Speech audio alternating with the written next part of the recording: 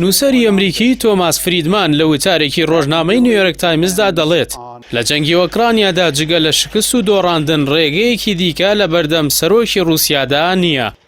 ئەو شکستەش یا زوو ڕوودەدات و بە کەمێک لە سەرشۆڕی لێی دەردەچێت و یاخود درەنگ بە زیانی گەورە و سەرشۆڕی زۆرەوە، چونکە ناوبراو ناتوانێت لە وڵاتەدا سەرکەوێت کە بە هەڵە خوێندنەوەی بۆ کردووە بە وتەی خۆی نازیەکان لا بدات و وڵاتەکە بگێڕێتەوە بۆ کۆشی رووسیای دایک.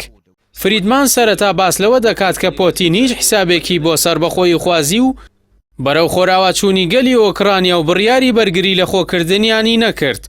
زۆر زێدەڕەوی کرد لە خەمڵاندنی هێزی سەربازی خۆیدا، تەنانەت دەسەڵاتی جۆ بایدنی زۆر بە کەمەژمار کرد کە بتوانێت هاوپەیمانیەتێکی ئابووری و سەربازی جیهانی پێک بێنێت و یارمەتی ئۆکرانیەکان بدات و توانای رووسیا وێران بکەن.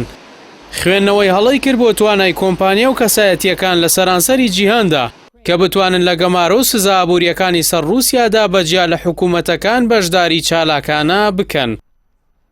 نووسەر بڕوای وایە پۆتین شکستی درێژخایەن هەڵدەبژێرێت، ئەوەش رووسیا دەکاتە وڵاتێکی بێهێز و شکۆ پێشێلکراوی لەرزۆک کە بۆی هەیە تووشی پارچە پارچە بوون و ئاژاوی ناوخۆیی درێژخایەن ببێت بە هەبوونی چەندین باڵی ناکۆک و ململانێ لە سەردەسەڵات و هەبوونی 6,000 کڵاوەی ئەتۆمی و تاوانبارانی ئینتەرنێت و بیرەنەوت و غاز. فریدمان دەڵێت لە نەریتی نیشتیمانی ڕووسەکانە کە بەزەیان بە شکست خواردوەکاندا نایەتەوە. لە وڵاتەدا لە دوای هەر شکستێک گۆڕانکاری ڕیشەیی ڕوویداوە. جەنگی قرم لە نێوان ساڵانی 1853 بۆ 1856دا شۆڕشی لیبرالی ئیمپراتۆر ئەلیکساندەری دووەمی لێکەوتەوە. جەنگی رووسیا و ژاپۆن لە ساڵی 1904 بۆ 1905دا شۆڕشی یەکەمی رووسیای لێکەوتەوە. جەنگی کارەساتباری یەکەمی جیهانی کەوتنی ئیمپراتۆر نیکۆلاسی دووەم و شۆڕشی بەرشەفی لێکەوتەوە. پاشەکشەی نیکیات خرۆشۆف لە شکاندنی موشەکەکانی سۆڤیەت لە کوبا دوورخستنەوەی ناوبراوی بەدواداهات.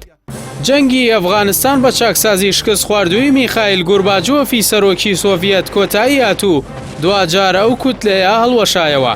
بۆیە ناوبراوە ئاماژە بەوە دەدات کە پۆتین شکستی بچووک ڕەت دەکاتەوە، بەڵام شکستی گەورەش قبوڵ نییە و هەبوونی چەکی ئەتۆم لە دەستی پاوەنخوازێکی شکۆشکاودا جیهان دەخاتە مەترسیەوە.